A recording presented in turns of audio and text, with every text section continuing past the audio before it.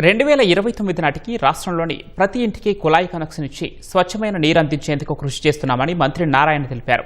నెల్లూరులోని ఆరణి కందప్ప మేస్త్రి సత్రంలో ఏర్పాటు చేసిన ఆర్ఓ వాటర్ ప్లాంట్ను ఆయన ప్రారంభించారు. ఆ తర్వాత సంతపేట ఆంజనేయ స్వామి ఆలయ పాలక మండలి సభ్యుల ప్రమాణ స్వీకారోత్సవ కార్యక్రమంలో పాల్గొన్నారు.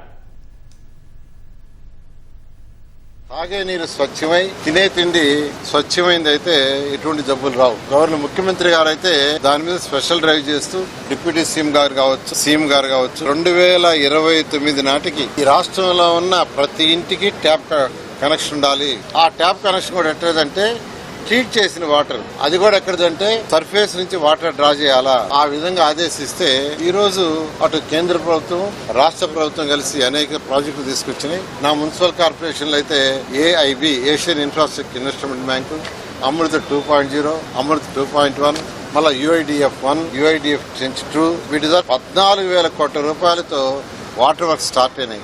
వాటర్ వర్క్స్ అయితే 2029 ప్రతి ఇంటికి ట్యాప్ కనెక్షన్ ఉంటుంది.